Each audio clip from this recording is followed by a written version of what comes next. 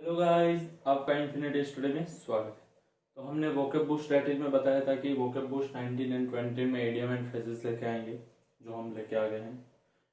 और पिछली जो सीरीज हुई है उसमें आपने देखा होगा कि हमने एक बहुत ही अच्छी इडियम एंड फ्रेजेस करवाई है जो प्रीवियस ईयर में आई हुई है।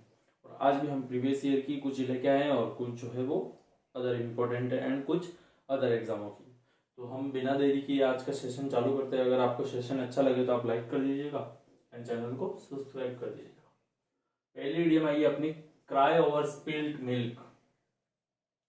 दूध के छलक जाने के बाद चिल्लाना। इसका कहने का मतलब यही है, क्राई ओवर स्पिल्ड मिल्क, दूध के छलक जाने के बाद चिल्लाना। और अगर इसका देसी लैंग्वेज में यूज करें तो अपन कहते हैं पानी के जाने के बाद पाल बांधने का क्या मतलब। रिपेंट यानी होता है पछताना, यानी पानी के जाने के बाद पाल बांधने से क्या मतलब, यानी क्या पछताना फिर। ठीक है, तो रिपेंट यानी पछताना, जिसका एटोन भी कहते हैं। ठीक है, ATONE, एटोन यानी भी पछताना होता है। RUE, RUE यानी भी पछताना होता है। और आप ये भी सोच रहे होंगे रिग्रेट ये क्यों नहीं लिखवाया, रिग्रेट यानी भी पछताना होता है। रिग्रेट यानी भी पछताना होता है। ठीक है, दूसरी अपने पास आई है इडियम। पहली जो अपन है वो कंप्लीट की, दूसरी आई है अपने पास, cry for the moon. Cry for the moon, moon के लिए चिल्लाना। ये तो असंभव बात हो गई, यानी वो चीज है, वो विश है, वो अपने लिए इम्पॉसिबल है। अपन कह रहे हैं कि मेरे को मून चाहिए, मून चाहिए, मून कैसे ला सकते हैं अपने लिए, नहीं ला सकते हैं। तो बस cry for the moon, wish for impossible, असंभव इच्छा के लिए चिल्लाना। कॉल नेम्स, किसी को नाम से बुलाना। कॉल नेम्स यानी होता है एब्यूज, गाली देना।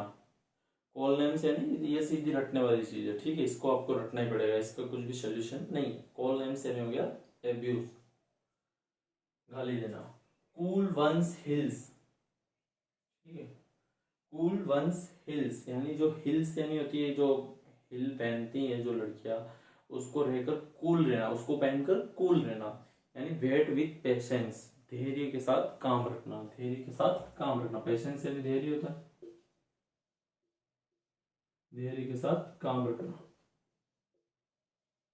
धैर्य के साथ। ठीक है, कूल वंस हिल्स का मतलब हो गया wait with patience. To means matter, कोई विवाद चल रहा है, अच्छा, उस पे किसी व्यक्ति को कहा कि आप इस मैटर के बारे में क्या कहना चाहेंगे, तो वो कहेगा टू मीन्स मैटर, यानी टू से समथिंग माइल्डली, यानी उस चीज को वो दबाना चाहेगा। वो कह रहा है कि मैं इस मैटर को दबाना चाहूंगा, मेरे को, मुझे इस मैटर पर कुछ नहीं कहना है, मुझे इस मैटर को दबाना है। तो टू से समथिंग माइल्डली यानी टू मीन्स मैटर। ठीक है, छठा आया अपने पास अमूट पॉइंट। मूट पॉइंट ये भी विवाद का ही हो गया। जैसे कि अमूट पॉइंट, जैसे कि कोई दो दलों में लड़ाई हो रही है, अब कोई तीसरा व्यक्ति गया, उसने पूछा क्या हुआ, क्या क्या रीजन है तुम्हारे दोनों के बीच में चिल्लाने का। फिर उसने रीजन बताया, अच्छा ये तो एक अमूट पॉइंट है, यानी डिबेटेबल पॉइंट है, यानी ये तो विवाद वाला हिस्सा है। तो अमूट पॉइंट का मतलब हो गया डिबेटेबल पॉइंट। ठीक है, शोड द वाइट फ्लैग, फिर से रूस एंड यूक्रेन की चीज आ गई। रूस एंड यूक्रेन कैसे, शोड द वाइट फ्लैग, यानी ये आज की चीज आज के जमाने में नहीं होती होगी शायद, मेरे हिसाब से पहले के जो युद्ध होते थे उसमें रहते थे कि अगर कोई सामने वाला सरेंडर कर लेता है तो वो कौन सा व्हाइट फ्लैग लहरा देता था कि मैंने हार मान ली, सरेंडर कर लिया है। और दूसरा इसका करें तो कैपिचुलेट यानी कि सरेंडर होता है, CAPITULAT, कैपिचुलेट यानी कि आत्मसमर्पण।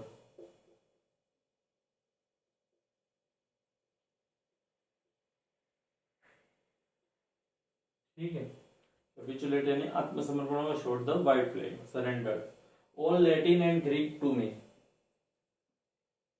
कोई चीज है या कोई उसके पास पजल है या कोई उसके पास सवाल है या कोई उसके पास क्वेश्चन है।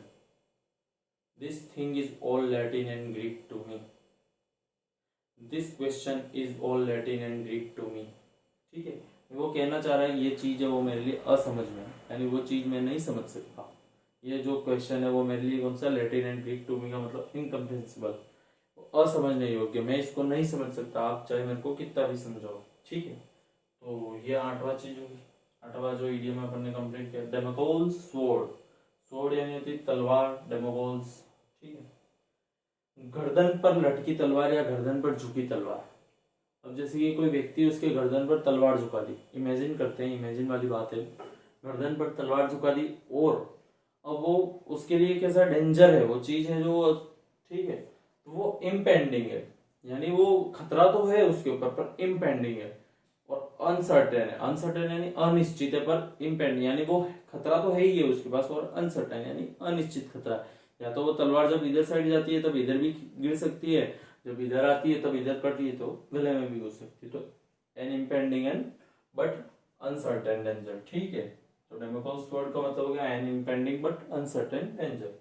10वां आया अकिलीज हील। अकिलीज ये एक अपने ग्रीस, ग्रीस करके देश है, वहां के राजा है, वहां पर अभी इनको आज भी पूजा जाता है। इसके ऊपर एक मूवी भी बनी हुई है ट्रॉय, ठीक है, ट्रॉय करके मूवी है। अखिलीज हिल का मतलब होता है वीक पॉइंट, वीक पॉइंट यानी कमजोर point, vulnerable point.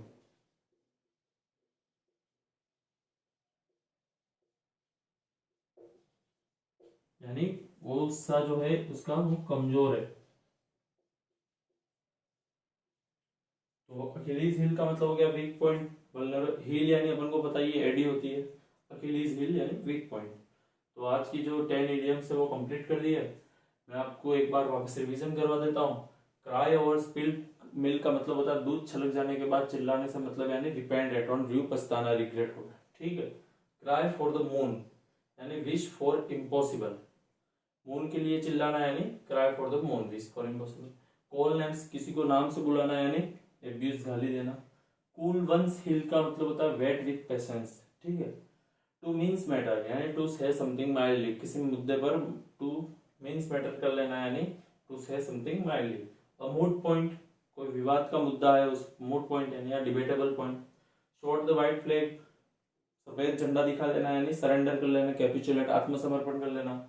All Latin and Greek to be incomprehensible, असमझने योग्य। डेमोकोल स्वॉर्ड का मतलब होता है गर्दन पर झुकी तलवार यानी impending but uncertain danger. Achilles heel, Achilles heel मैंने बता दिया, जो ग्रीस के राजा थे उनके ऊपर एक मूवी भी बनी हुई है ट्रॉय, आप देख रहे तो ट्रॉय करके बहुत ही अच्छी मूवी बनी हुई है। ये वीक पॉइंट है, वल्नरेबल पॉइंट है, कमजोर। तो ये जो 10 ईडीएम का सेशन है वो हमने कंप्लीट किया। अगर आपको सेशन अच्छा लगे तो आप लाइक कीजिएगा एंड इसे सब्सक्राइब कीजिएगा।